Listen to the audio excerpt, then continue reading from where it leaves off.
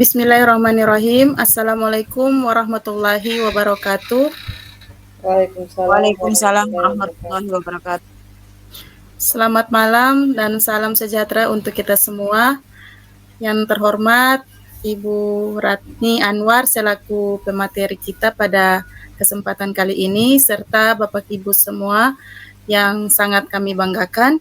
Pertama-tama marilah kita panjatkan puja dan puji syukur kehadirat Allah Subhanahu wa taala karena atas perkenannya kita bisa bertemu lagi di Zoom ini untuk sama-sama kita mengikuti salah satu kegiatan dari narasumber kita yaitu Ibu Ratni tentang berbagi praktik baik penerapan budaya positif di sekolah.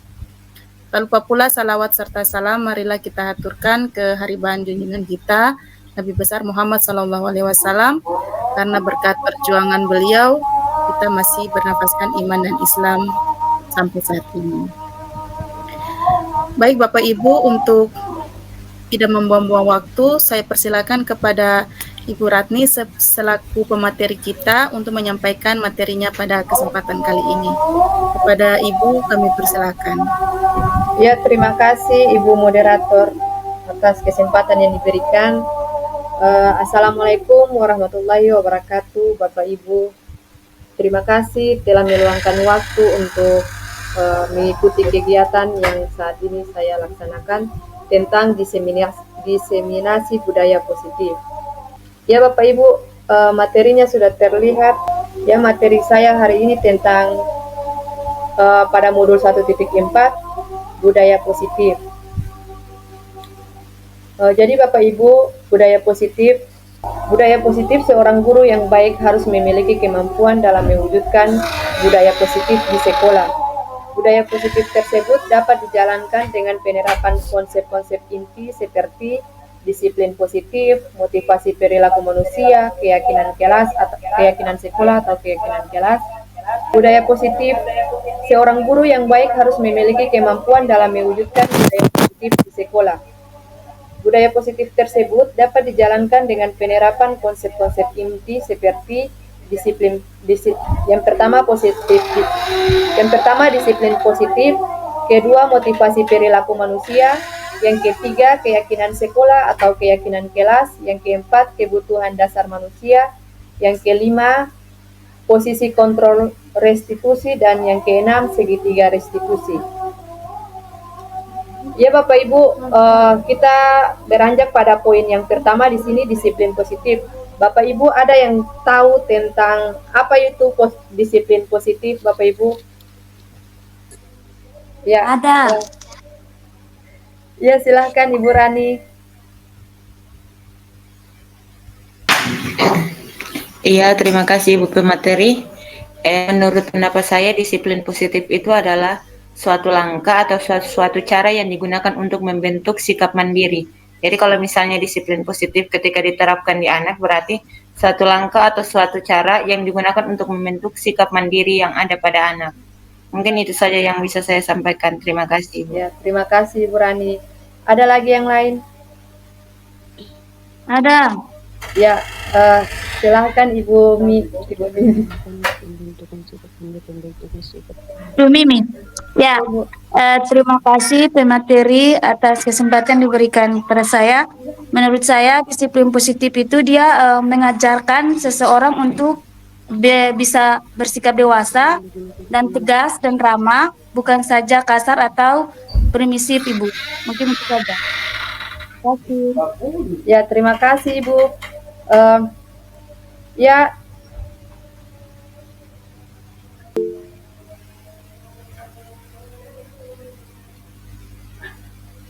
Ya, silahkan Ibu. Ibu Ayu mau menjawab, Ibu Ayu. Beta, Kak? Iya. Kalau menurut saya, terima kasih atas waktu dan kesempatannya.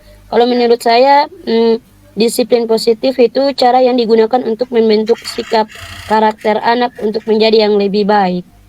Oh iya, terima kasih ibu-ibu yang sudah menjawab tentang pengertian dari disiplin positif. Ya, Di sini disiplin positif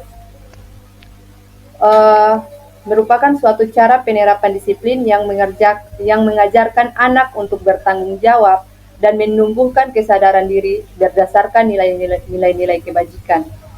Nah, disiplin positif lebih ke arah disiplin diri yang dapat mengontrol diri dalam segala tindakan.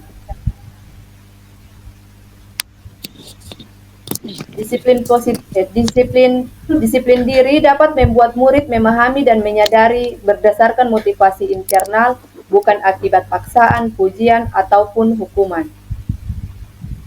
Ada 6 karakter dalam profil pelajar Pancasila, yaitu beriman, bertakwa kepada Tuhan Yang Maha Esa dan berakhlak mulia. Yang kedua, mandiri, berkebinekaan global, bergotong royong, kreatif, dan bernalar kritis. Nah, Bapak Ibu, selanjutnya di sini ada motivasi perilaku manusia. Ada 3 motivasi perilaku manusia. Yang pertama, untuk menghindari ketidaknyamanan atau hukuman. Yang kedua, untuk mendapatkan imbalan atau penghargaan dari orang lain. Yang ketiga, menjadi orang yang mereka inginkan dan menghargai diri sendiri dengan nilai-nilai yang mereka percaya. Yang berikutnya ada keyakinan sekolah atau keyakinan kelas. Keyakinan sekolah atau keyakinan kelas, di sini guru berperan dalam mewujudkan terbentuknya keyakinan sekolah atau keyakinan kelas dengan adanya kesepakatan antar guru dan murid. Keyakinan sekolah atau keyakinan kelas berupa pernyataan universal yang mudah diingat dan dipahami dan harus diterapkan di lingkungan sekolah. Keyakinan sekolah atau keyakinan kelas mempunyai prosedur, yaitu prosedur pembentukan keyakinan kelas. Yang pertama, kegiatan curah pendapat. Jadi untuk membuat keyakinan kelas harus ada kegiatan curah pendapat antara dari siswa, bukan dari guru saja, tetapi curah pendapat dari semua siswa yang ada di dalam kelas. Kemudian yang kedua, mencatat semua pendapat yang diberikan oleh siswa, yang dikemukakan oleh siswa. Kemudian yang ketiga, mengubah kalimat negatif menjadi kalimat positif. Contohnya seperti jangan ribut di dalam kelas atau jangan membuang sampah. Seperti itu. Itu merupakan kalimat negatif, maka kita harus merubahnya menjadi kalimat negatif dengan contohnya seperti jagalah kebersihan kelas. Kemudian yang keempat, mengubah kalimat peraturan menjadi keyakinan kelas. Yang kelima, meninjau keyakinan kelas yang telah dibuat. Sebaiknya keyakinan kelas itu dibuat 3 sampai 7 poin. 3 sampai 7 poin agar keyakinan yang sudah dibuat dapat diingat oleh peserta didik kita atau anak wali kita. Kemudian yang keenam, ada persetujuan oleh guru, persetujuan oleh murid, guru, dan warga kelas dengan tanda tangan. Dan yang ketujuh, letakkan dalam kelas yang mudah diingat. Bapak Ibu, ini salah satu contoh kesepakatan kelas yang sudah dibuat oleh salah satu guru matematika dengan peserta didik pada kelas 11 F2, yaitu menerapkan sopan dan santun saat proses pembelajaran berlangsung, menggunakan HP. Yang kedua, menggunakan HP saat dibutuhkan dalam proses pembelajaran. Yang ketiga, aktif dalam bertanya dan mengumpulkan tugas tepat waktu. Yang keempat, aktif berarti mengerti pelajaran. Yang kelima, menjaga kebersihan kelas pada jam pembelajaran matematika. Yang keenam, jangan makan pada saat proses belajar mengajar berlangsung. Dan yang ketujuh, membuat teman yang kurang mengerti akan pembelajaran. Membantu teman yang kurang mengerti akan pembelajaran matematika. Ya, Bapak Ibu, dari 6 poin yang awalnya tadi saya sampaikan, di sini kita sudah sampai pada kebutuhan dasar manusia. Bapak Ibu ada yang tahu kebutuhan dasar manusia itu seperti apa? Ada Ibu. Luar biasa Ibu Mimi. Ya, silahkan Ibu. Ya, terima kasih Ibu pemateri untuk kesempatan kedua kalinya. Menurut pendapat saya kebutuhan dasar manusia itu adalah merupakan kebutuhan yang sangat penting untuk kelangsungan hidup manusia. Ya Ibu. Itu saja. Ya, Terima terima kasih. kasih Bu. Ya, selanjutnya Ibu Kebutuhan. Pia. Ya, terima kasih Ibu pemateri. Menurut saya kebutuhan dasar manusia itu adalah salah satunya adalah keinginan seseorang untuk memenuhi apa yang memang benar-benar dibutuhkan. Misalkan bisa dalam bentuk pangan atau sandang. Oh, Mungkin seperti itu menurut saya, Ibu. oh ya Ibu. Terima kasih atas jawabannya. Masih ada yang lain?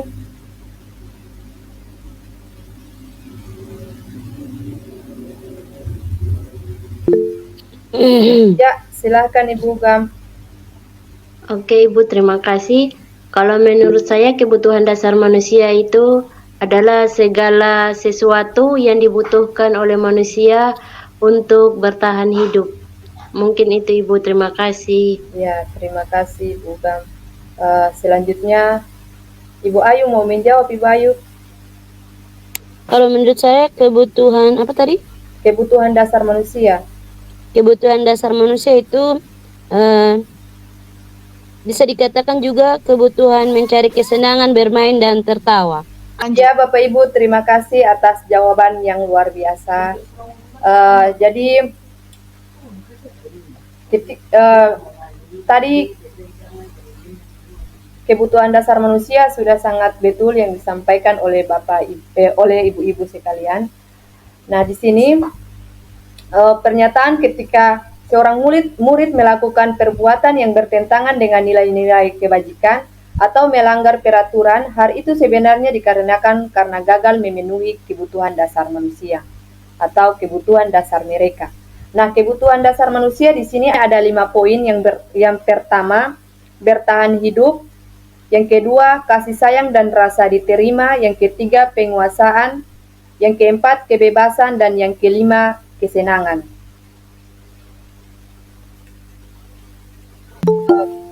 Bapak Ibu, di sini ada studi kasus tentang kebutuhan dasar manusia. Jadi mari kita baca bersama-sama tentang studi kasus yang ini. Ibu Julaikha merupakan guru kelas 9H. Sedang bingung menghadapi ulah salah satu murid di kelasnya, Tommy. Beberapa anak telah mengeluhkan Tommy yang seringkali meminta bekal makan siang mereka dengan paksa. Jika Anda menghadapi situasi seperti Ibu Julaikha, apa yang akan Anda lakukan? Menurut Anda, kira-kira apa alasan Doni melakukan hal itu? Nah, alasan Tommy yang pertama di sini karena ia lapar dan orang tuanya tidak membawa bekalnya. Dan orang tuanya tidak membawanya bekal makan siang, maka kebutuhan dasar yang sedang berusaha dipenuhi oleh Tommy adalah kebutuhan untuk bertahan hidup.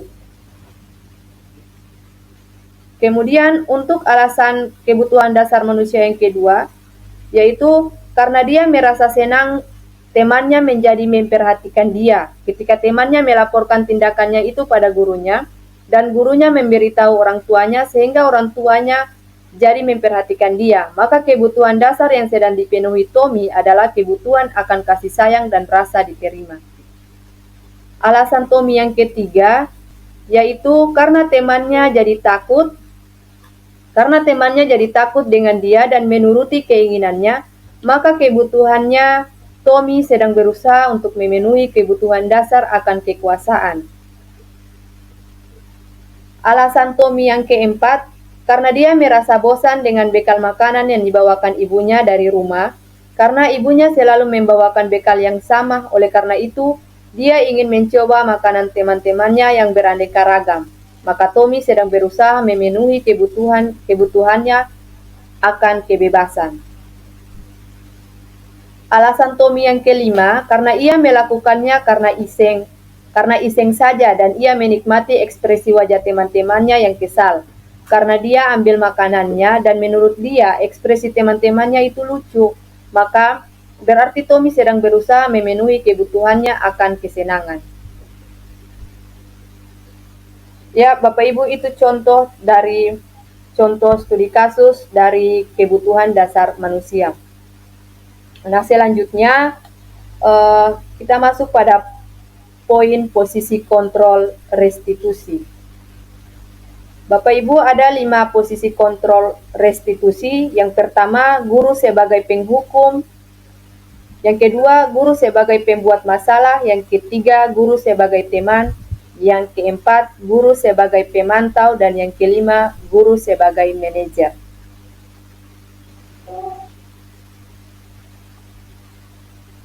Nah, di sini motivasi internal dan motivasi intrinsik. Ada identitas gagal, perilaku kontrol negatif, perilaku kontrol positif, dan kontrol diri. Di sini guru berbuat pada posisi kontrol penghukum, menghardik, menunjuk, menyakiti, dan menyindir. Dan guru berkata dengan kalimat, kalau kamu tidak melakukannya, saya akan, misalnya kalau kamu tidak melakukannya, maka saya akan menjemur di bawah tiang bendera atau memukul dan sebagainya. Hasil yang didapat adalah pemberontakan, pendendam, dan menyalahkan orang lain. Jadi jika kita memakai posisi kontrol penghukum, maka hasilnya seperti itu. Pemberontak, siswa akan menjadi pemberontak, pendendam, dan suka menyalahkan orang lain. Kemudian yang kedua, membuat orang merasa bersalah. Jadi guru yang dibuat guru adalah berceramah, menunjukkan kekecewaan mendalam. Contohnya guru berkata seperti, kamu sudah mengecewakan ibu. Hasil yang didapat menyembunyikan, menyangkal, dan berbohong. Kemudian guru sebagai teman, di sini guru membuatkan alasan-alasan untuk muridnya dengan berkata, lakukan untuk bapak atau ibu. Dan kalimat lainnya, ya sudah, nanti bapak atau ibu membantu untuk membereskan. Jadi di sini hasilnya ketergantungan. Jadi anak-anak akan merasa tergantung dengan kita sebagai guru. Kemudian di sini ada posisi pemantau. Guru berbuat menghitung dan mengukur dengan perkataan apa peraturannya, apa konsekuensinya atau sanksi yang akan diterima, kemudian apa yang telah kamu lakukan, dan apa yang terjadi sekarang.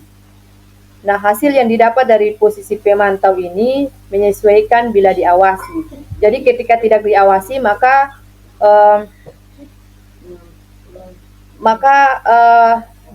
siswa akan melakukan kesalahan yang sama juga. Kemudian posisi kontrol yang terakhir, di sini ada manajer. Posisi kontrol sebagai manajer, guru mengajukan pertanyaan-pertanyaan. Kemudian guru berkata, apa yang kita yakini? Apa kamu meyakini hal tersebut? Kalau kamu meyakininya, maukah kamu memperbaikinya? Kalau kamu memperbaikinya, jadi kira-kira hal tersebut akan menggambarkan apa tentang dirimu. Nah, hasil yang akan diterima yaitu menguatkan watak atau karakter peserta didik.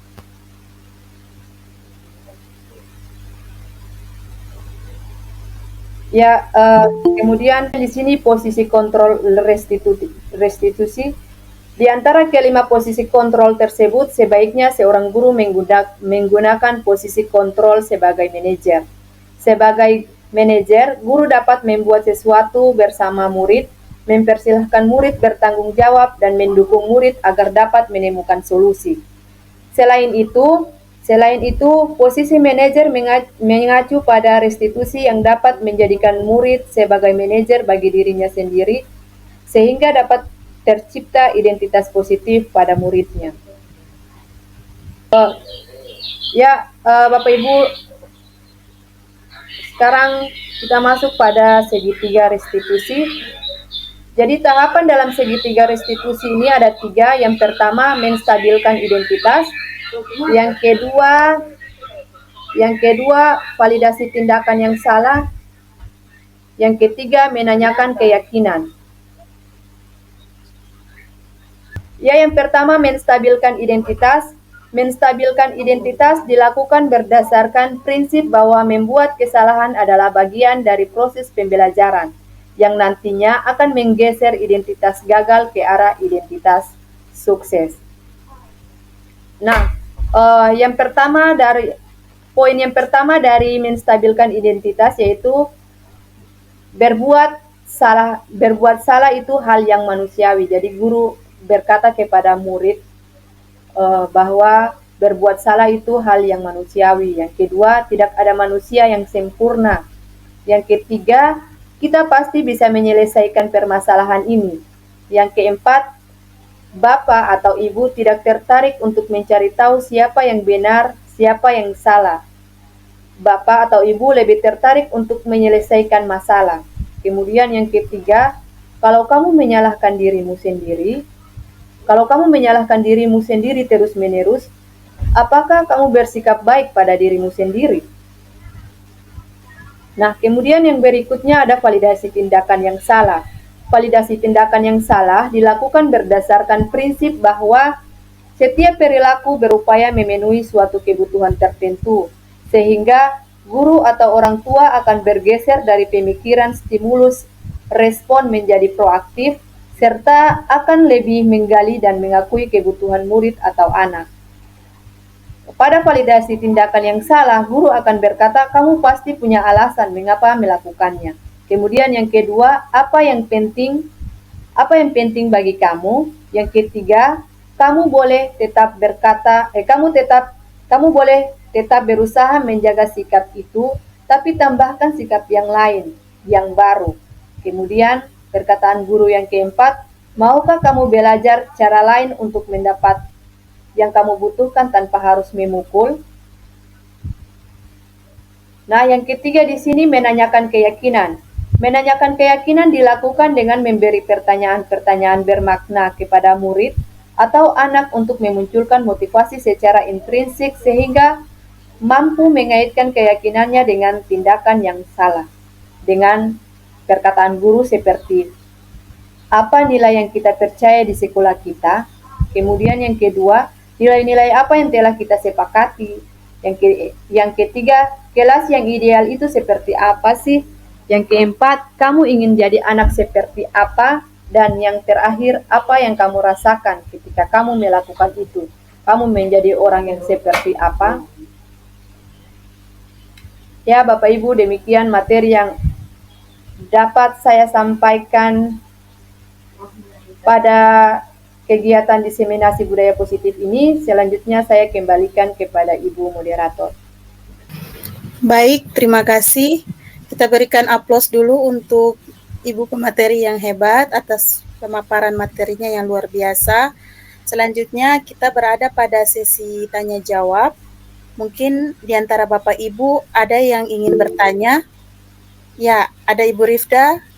Kepada Ibu kami persilahkan. Iya, terima kasih. Assalamualaikum warahmatullahi wabarakatuh. Waalaikumsalam. Yang saya hormati Ibu pemateri, Ibu Ratni Anwar, Bapak Ibu yang hadir pada room ini, yang saya hormati.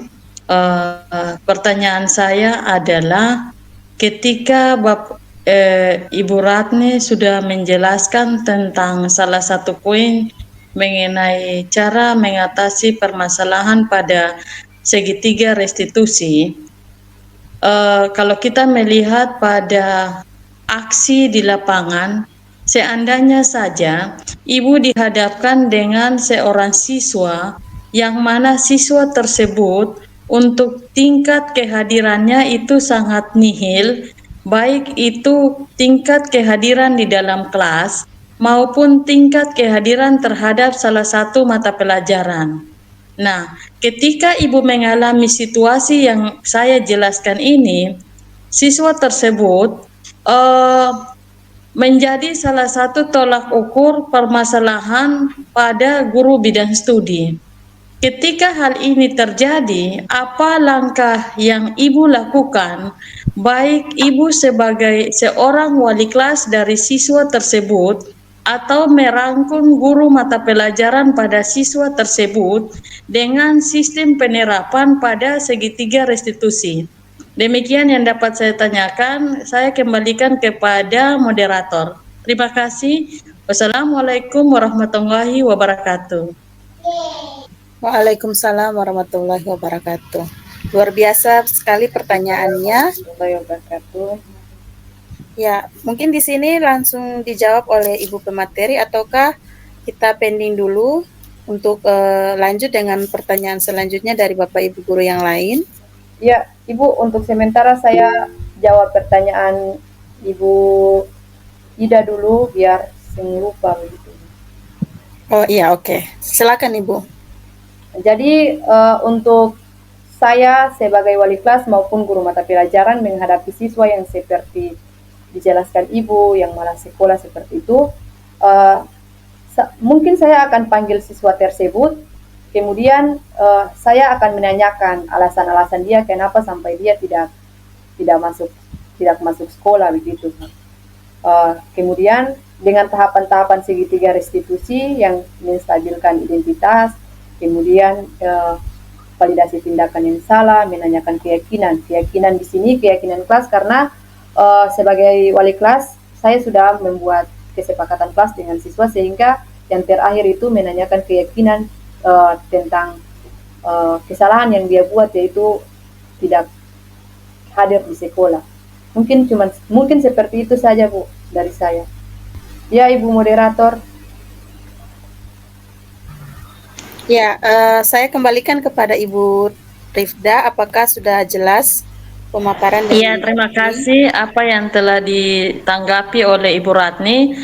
Nanti apa yang disampaikan ini ketika kita melihat permasalahan terjadi di lapangan, kita bisa menggunakan penyelesaian yang telah disampaikan oleh Ibu Ratni. Terima kasih atas masukannya. Saya kembalikan kepada moderator. Baik, luar biasa sekali. Sekarang kita beralih ke penanya yang kedua. Tadi ada Ibu Selvia sudah raise hand. Kepada Ibu, kami persilahkan. Baik, terima kasih Ibu moderator dan Ibu materi.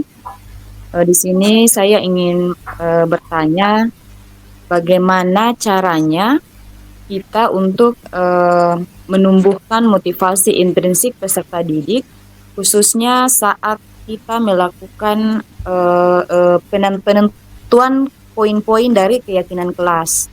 Biasanya pada saat penentuan poin itu memang ada siswa yang termotivasi untuk aktif dalam menyampaikan kesepakatan yang akan dibuat. Dan pastinya ada juga peserta didik yang tidak menyampaikan pendapatnya atau gagasannya untuk dijadikan sebagai poin kesepakatan. Nah, bagaimana caranya atau tips untuk kita dapat mendorong siswa yang tidak aktif ini untuk dia pun bisa dapat menyampaikan ide atau gagasannya dalam menentukan poin-poin kesepakatan atau keyakinan kelas yang akan kita buat. Mungkin itu saja Ibu, terima kasih. Baik, luar biasa sekali pertanyaan dari Ibu Selvia. Saya berikan kesempatan kepada Ibu Ratni untuk menyampaikan atau menanggapi apa yang sudah dipertanyakan oleh Ibu Selvia. Ya, terima kasih atas pertanyaannya Ibu Pia. Seperti yang sudah saya terapkan, siswa yang tidak mau mengungkapkan pendapatnya itu biasanya siswa itu dia takut atau dia malu. Jadi agar siswa dapat menyampaikan pendapatnya tentang kesepakatan kelas yang dibuat, maka saya mengarahkan siswa untuk menyampaikan pendapatnya di sticky note, kemudian biar semua siswa menyampaikan pendapatnya secara merata. Jadi membagikan sticky note dan saya bisa melihat pendapat dari 36 siswa dalam satu kelas itu, Bu. Karena dan saya juga tidak mewajibkan di dalam penyampaian pendapat itu siswa tulis namanya di sticky note itu, Bu. Jadi identitasnya kan tidak terbaca kalau ini pendapat dia ini seperti itu. Ya itu mungkin tips dan trik dari saya saja seperti itu Ibu, yang sudah diterapkan. Selanjutnya saya kembalikan ke Ibu moderator.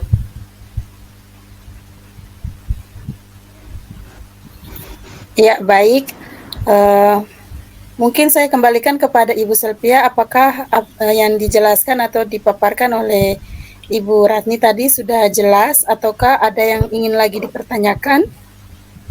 Baik, terima kasih. Luar biasa, sangat menginspirasi sekali Ibu Ratni. Jadi pemanfaatan stick note itu memang dapat menjadi acuan buat kami juga guru nantinya untuk digunakan dalam menentukan poin-poin kesepakatan, karena anak yang memang pemalu ataupun takut dia tetap dapat menyalurkan idenya dengan media stick note tadi. Terima kasih Ibu Ratni, luar biasa. Sama-sama. Terima kasih Bu Moderator. Ya, baik. Kita berikan aplaus dulu untuk dua penanya kita pada kesempatan kali ini. Selanjutnya mungkin ada dari Bapak Ibu. Kalau tadi Ibu-ibu nih, kita mau lihat dulu apakah ada dari Bapak-bapak yang sudah ada di room ini. Mungkin saran atau tanggapan terhadap materi tadi. Ya, mungkin dari Ibu Rifda lagi, saya persilakan. Iya, terima kasih Ibu Moderator. Setelah saya mengikuti tentang segitiga restitusi, tadi ini hal yang sangat menarik. Saya mengajukan pertanyaan kedua karena terlintas di benak saya. Ada permasalahan-permasalahan yang sangat signifikan yang ada di sekolah, terutama pada SMA 1 Maluku Tengah. Itu salah satu siswa SMA 1 Maluku Tengah, Bapak Ibu juga semuanya saya rasa ketika saya memberikan pertanyaan ini semuanya paham. Itu ada siswa yang salah satu siswa ini misalnya saja siswa A. Siswa A ini merupakan siswa yang termasuk siswa yang paling bermasalah pada di sekolah kami, itu SMA 1. Nah, secara profil siswa tersebut merupakan salah satu yang siswa mengalami problematika, terutama terkait dengan problem internal, artinya pada permasalahan keluarga. Anak ini dia termasuk anak broken home. Yang kedua, dari gejala yang terjadi dari profil si anak ini, makanya anak ini dia tidak terlalu fokus pada sekolah. Kalaupun dia masuk sekolah, itu hanya tidak terlalu banyak dalam hitungan bulan. Tetapi ketika anak ini sudah dihadapkan dengan tindakan-tindakan yang ada pada sekolah, ada hal-hal tertentu yang dapat menyebabkan anak tersebut dia mulai adanya perubahan, terutama perubahan pada dirinya. Dia awalnya malas sekolah, jarang masuk sekolah, dia sudah masuk. Tetapi yang saya lihat di lapangan, ketika anak itu sudah ada perubahan, tapi Bapak Ibu guru masih saja menjustik anak tersebut si A, bahwa anak ini anak kurang ajar, anak ini anak pemalas, dan lain-lain. Nah, ketika saya melihat langkah-langkah penerapan pada segitiga restitusi, terutama dalam menstabilkan identitas, ya, yang saya mau tanyakan, riwayat yang tadi saya sampaikan pada forum ini, nanti boleh Bapak Ibu lain juga silakan boleh menambahkan kalau memang perlu. Ada pemahaman-pemahaman atau tanggapan yang bisa Bapak Ibu berikan, saya menerima. Apakah ketika dalam proses menstabilkan identitas ini, bagaimana Ibu lakukan? Kenapa? Ketika terjadi permasalahan anak di sekolah, kita banyak guru tidak bisa menstabilkan identitas. Artinya begini, anak bermasalah di sekolah, keluar daripada lingkungan sekolah, seluruh lingkungan sekolah yang berada di luar daripada SMA 1 mengetahui tentang karakteristik permasalahan dari anak ini. Padahal kalau kita mau melihat dari penerapan segitiga restitusi, kita harus bisa membantu siswa dia diterima berdasarkan kesalahan yang ia buat. Nah, setelah itu kita validasi tindakan yang salah. Tadi yang Ibu katakan bahwa menanyakan keyakinan. Tapi kebanyakan seperti itu yang terjadi ya. Kita masuk, anak ini kurang ajar, anak ini pemalas, padahal dia sudah ada perubahan. Bagaimana selanjutnya Ibu tanggapi? Saya punya sedikit riwayat yang saya sampaikan. Lebih dikhususkan pada penjelasan menstabilkan identitas anak ini. Sehingga dari tidak ada stabilnya identitas pada anak ini memicu terjadinya timbal balik yang tadi sudah dari negatif dia sudah ke arah positif, sehingga kita tidak bisa menstabilkan identitas. Akhirnya dia berubah lagi dari positif beralih ke negatif yang buruk. Seperti itu Ibu, saya mohon tanggapannya. Terima kasih. Saya kembalikan kepada Ibu moderator. Terima kasih. Baik, luar biasa sekali antusias dari Ibu Rifda terkait dengan pemaparan materi ini. Ini jadi semakin menarik. Mungkin ada tanggapan dari Bapak Ibu yang lain, atau mungkin kita langsung saja dengarkan penjelasan dari Ibu Ratni. Ya, Bapak Ibu, mungkin setelah saya menjawab ini, Bapak Ibu yang lain bisa sampaikan pendapat mereka sesuai dengan apa yang sudah dilaksanakan, karena siswa ini siswa dari sekolah yang sama dan kita dari sekolah yang sama juga. Jadi sejauh ini saya memang menemukan siswa yang seperti itu, karena saya dan Ibu Ida sama-sama mengajar di satu jenjang yang sama, misalnya di kelas 10 yang tahun lalu itu, atau sekarang ada beberapa siswa yang mungkin malah sekolah dan dengan situasi keluarga yang broken home. Jadi kita kembali pada kebutuhan dasar manusia, yaitu siswa ini dia butuh kasih sayang. Karena tidak ada kasih sayang di rumah, makanya siswa ini kalau menurut saya, sebelum saya berada di guru penggerak ini, saya berpikir siswa kayak begini ini siswa yang butuh perhatian karena di rumah tidak dapat perhatian dan kasih sayang dari orang tua. Seperti itu. Jadi siswa ini sebenarnya awalnya saya berpikir ketika saat temukan siswa itu, sebenarnya siswa istilahnya kayak curi-curi cari-cari ini bisa dapat rasa kasih sayang dari guru di sekolah, karena di rumah dia tidak menemukan itu. Jadi bagaimana kita dengan menggunakan segitiga restitusi ini kita menstabilkan identitas, yaitu dengan cara-cara kita melakukan pendekatan dengan dia, dan di sini kalau siswa itu kita dengan cara kasar, kayak misalnya pamalas sekolah, kasih kata-kata yang kasar ke siswa, maka siswa akan membangkang begitu, akan jadi melawang, melawan guru. Tapi kalau kita melakukan pendekatan, karena sejauh ini saya belum pernah untuk melontarkan kalimat yang kasar ke siswa. Saya selalu lemah lembut ke siswa dengan berkata yang baik-baik. Makanya siswa kalau itu anak wali saya, maka saya akan berbicara dengan hal-hal yang baik, dengan berbuat seperti ini. Berbuat salah itu hal yang wajar, sekalipun misalkan ada salah satu siswa saya, anak wali saya, di jam saya dia masuk, tapi di jam guru lain dia tidak masuk. Itu saya pernah tanyakan kenapa demikian. Dia bilang, Ibu, karena kurang suka mata pelajaran seperti itu. Tapi sejauh ini saya tidak temukan jawaban dari siswa-siswa saya kalau kurang suka guru, tapi kurang suka mata pelajarannya saja. Jadi selain mungkin kesalahan dari keluarga, mungkin salah satunya itu kurang suka mata pelajaran itu,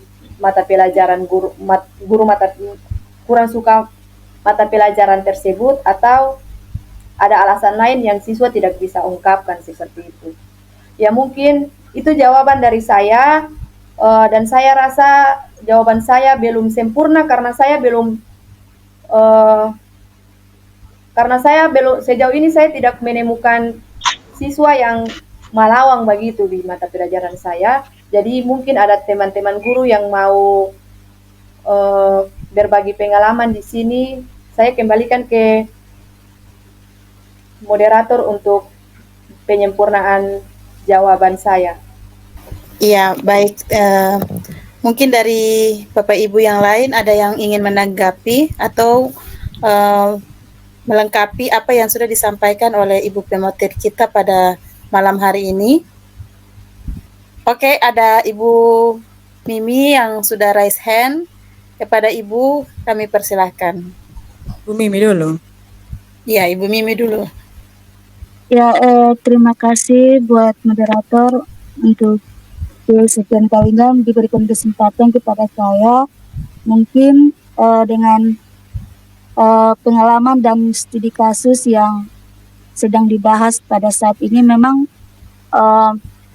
kita sudah temukan di kita punya sekolah. Ini sedikit berbagi saja pengalaman sesuai dengan pengalaman-pengalaman yang ibu-ibu sudah utarakan tadi, bahwa yang mana kalau kita mau melihat ada beberapa atau bukan beberapa ya, salah satu siswa yang dia punya keadaan lingkungan di rumahnya atau yang disebut dengan broken home, itu memang sangat mempengaruhi dia di dalam proses pembelajaran, baik dia punya kehadiran, lingkungan sekolah, dan lain-lain sebagainya. Memang kalau kita mau melihat, tapi jangan ribut dulu. Kita mau melihat memang langkah-langkah yang sudah diambil oleh sekolah untuk bisa memperbaiki kesalahan dari siswa tersebut, itu sudah dilakukan.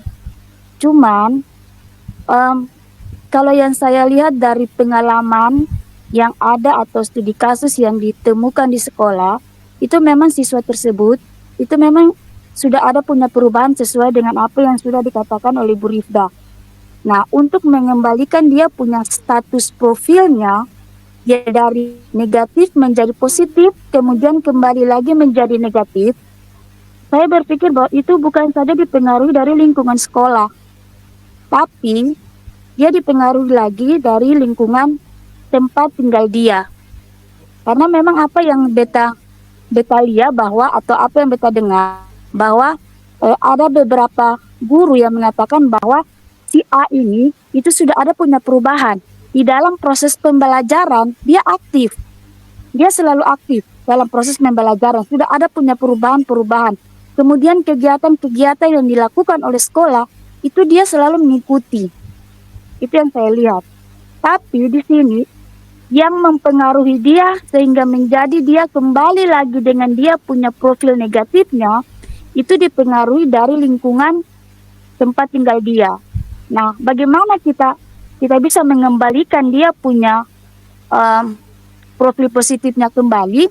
Nah, itulah tugas kita sebagai seorang guru. Mungkin ada pendekatan-pendekatan dengan orang tua, kemudian dengan kesiswaan, kemudian dengan wali kelasnya, kemudian dengan guru-guru mata pelajaran, supaya katong semua bisa merangkul dia dan mengembalikan dia punya kepercayaan kembali, supaya dia ada punya motivasi di dalam mau melanjutkan sekolah, bahwa kalau mau ingin sekolah tidak boleh buat seperti ini, seperti itu. Jadi menurut beta bahwa bukan saja dipengaruhi dari lingkungan sekolah, tapi lingkungan tempat tinggal dia itu juga sangat berpengaruh besar, sehingga membuat dia punya profil yang sudah positif menjadi negatif kembali. Ya, mungkin itu saja dari saya. Kurang dan lebihnya saya mohon maaf. Assalamualaikum warahmatullahi wabarakatuh. Waalaikumsalam. Waalaikumsalam warahmatullahi wabarakatuh. Baik, luar biasa sekali antusias dari Bapak Ibu pada malam hari ini. Saya kembalikan ke Ibu Rifda, mungkin ada yang bisa disampaikan terkait dengan tanggapan dari Ibu Ratni ataupun dari Ibu Mimi. Ya, terima kasih Ibu Moderator. Mungkin tadi ada Ibu Selvia mungkin mau menambahkan. Oh iya, iya. Iya, terima kasih. Saya persilakan Ibu Selvia dulu. Ya, terima kasih.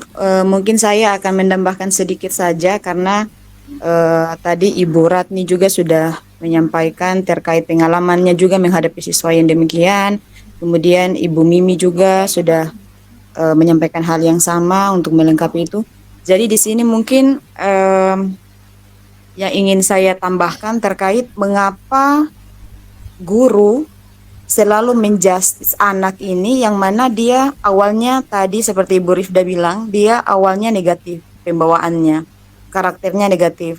Terus ketika dikasih pembinaan, terus anak itu dia karakternya mulai ada perubahan ke arah yang positif.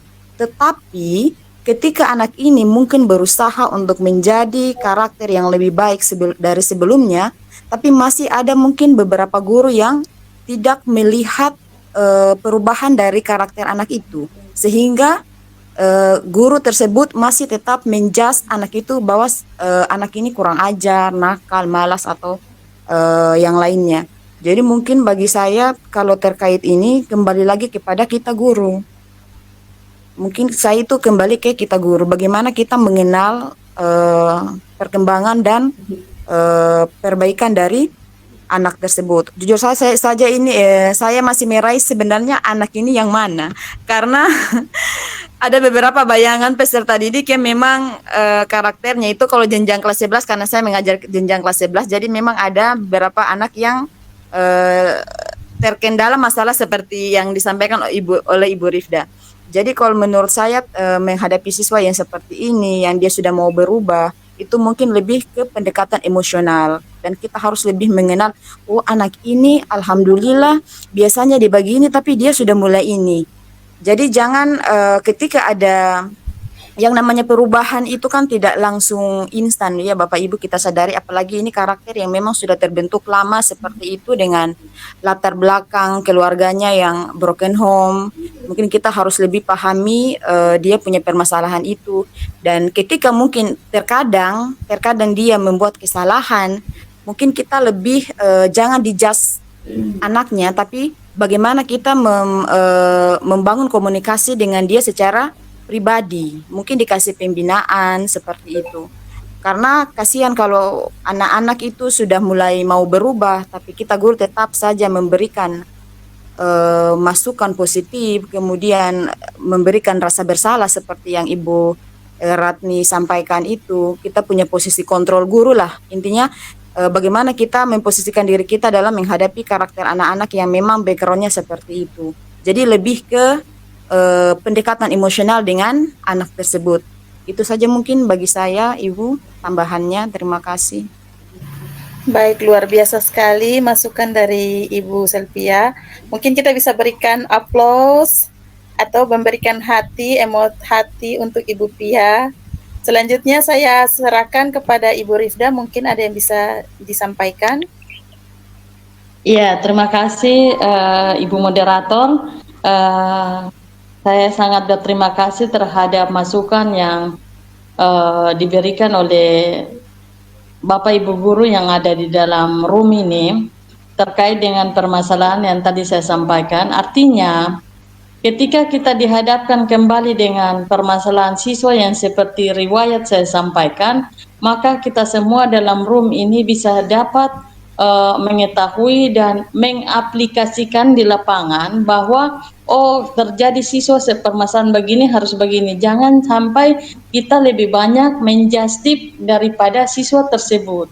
Kenapa? Dalam suatu pembelajaran yang diterapkan oleh Ki Hajar Dewantara menyatakan bahwa kita sebagai guru jangan terlalu banyak menuntut, tapi bagaimana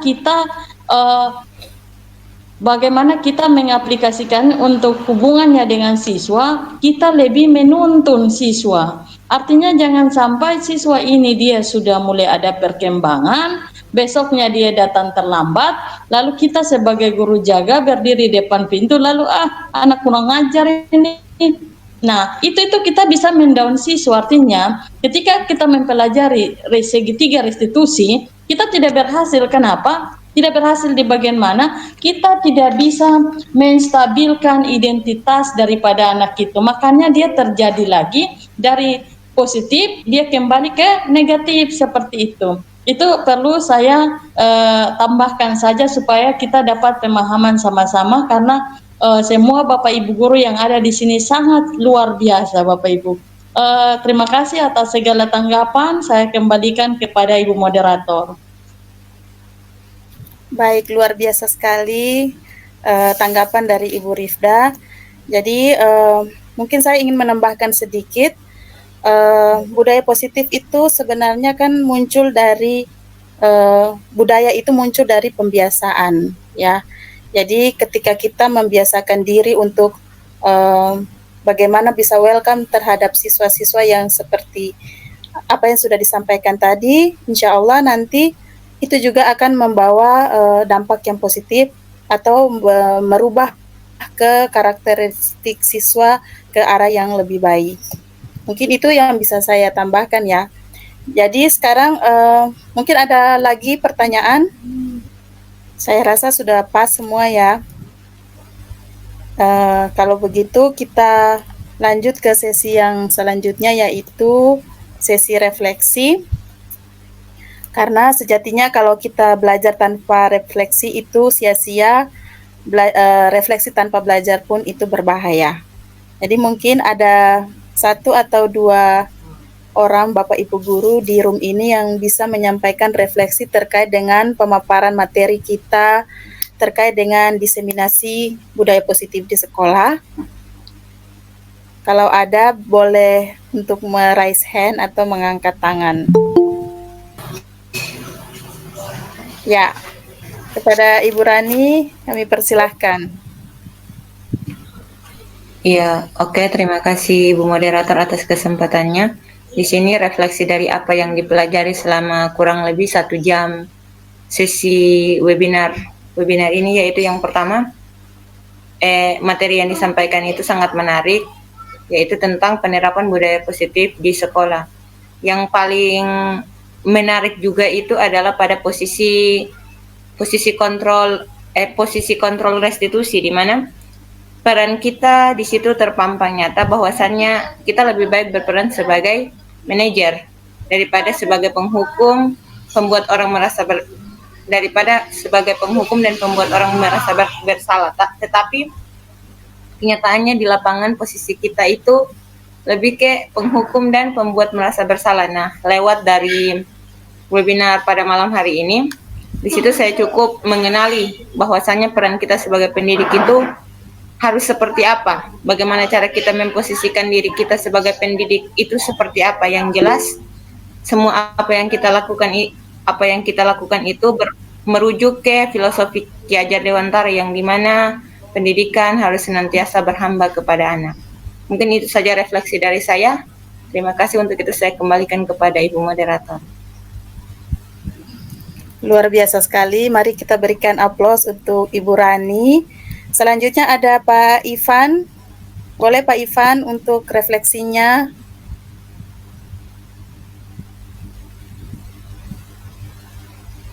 Baik Ibu, terima kasih Ibu Moderator atas kesempatan yang telah diberikan. Luar biasa sekali terkait dengan penyebaran pemahaman yang berkaitan dengan budaya positif ini. Ada hal yang sangat menarik yang mana tadi sempat diperdebatkan, ada yaitu tentang restitusi tadi, dan kemudian ada yang telah disampaikan juga oleh pemateri tadi juga, yaitu terkait dengan posisi kontrol. 2 hal ini tidak bisa terpisahkan. 2 hal ini adalah satu kesatuan, yang mana posisi kita sebagai guru itu benar-benar ditantang bagaimana melakukan restitusi kepada siswa-siswa yang mungkin perlu untuk direstitusi. Dari restitusi yang dilakukan oleh Bapak Ibu guru nantinya itu lebih, saya berpikir lebih menitik beratkan pada kepedulian Bapak Ibu guru untuk terus dan terus tanpa pantang untuk mundur, bagaimana membimbing, menuntun anak didik kita agar mereka tentunya akan pada akhirnya mereka akan mencapai yang namanya keselamatan dan kebahagiaan baik di dunia pendidikan maupun di dunia masyarakat nantinya ketika mereka telah kembali ke lingkungan masyarakat. Mungkin itu satu kata, yaitu memang adalah kepedulian kita sebagai guru, bagaimana mendidik dan menuntun mereka untuk masa depan mereka yang lebih baik lagi. Mungkin itu saja refleksi yang bisa saya sampaikan. Semoga kita ke depannya bisa menjadi guru yang lebih baik lagi, yang terus mengupdate, terus memperbaharui pengetahuan, terus memperbaharui sikap, sehingga tentu ini kita di masa-masa sekarang ini menjadi pendidik yang nantinya mereka yang kita didik saat ini, mereka akan mengisi beberapa tempat mungkin yang strategis ke depannya yang akan mengisi masa-masa keemasan 100 tahun Indonesia merdeka nantinya. Mungkin itu saja yang bisa saya sampaikan. Billahi taufiq wal hidayah. Wassalamualaikum warahmatullahi wabarakatuh. Waalaikumsalam. Waalaikumsalam warahmatullahi wabarakatuh. Luar biasa sekali Pak Ivan.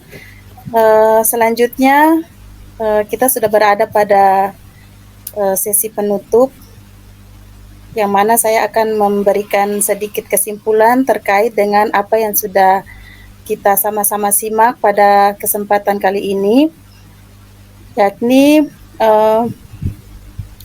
tujuan daripada budaya positif di sekolah itu adalah untuk menumbuhkan karakter anak atau karakter peserta didik, ya. Adapun karakter yang diharapkan bisa menjadi manusia dan anggota masyarakat untuk mencapai keselamatan dan kebahagiaan seperti tujuan pendidikan nasional kita, yaitu yang tercantum dalam profil pelajar Pancasila, yakni beriman, bertakwa kepada Tuhan Yang Maha Esa, berakhlak mulia, kemudian kreatif, gotong royong, berkebinekaan global, dan bernalar kritis serta mandiri.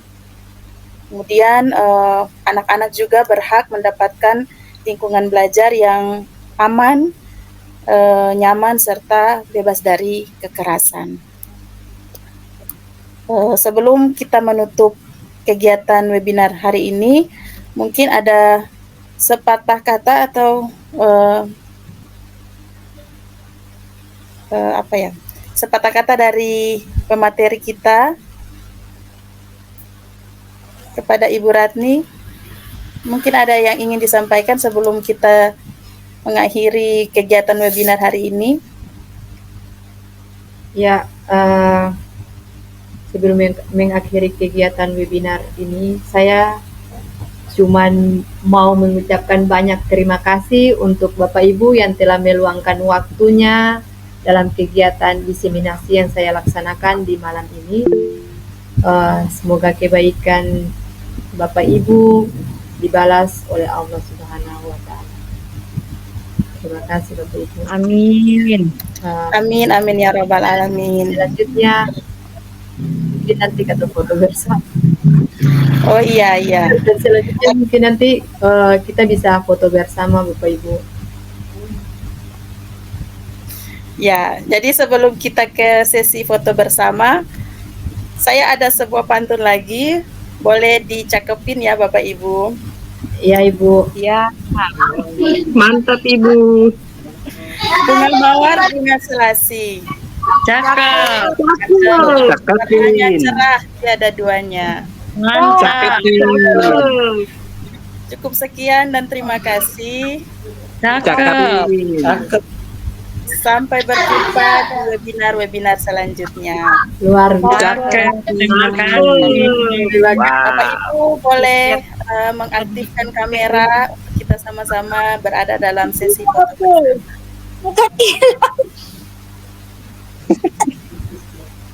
bersama. Nanti dari Ibu Ratni yang komando ya. Ya, Lo kok stop lagi emoji doang ketemu muka tanpa foto ibu emoji. Ya. Boleh untuk mengaktifkan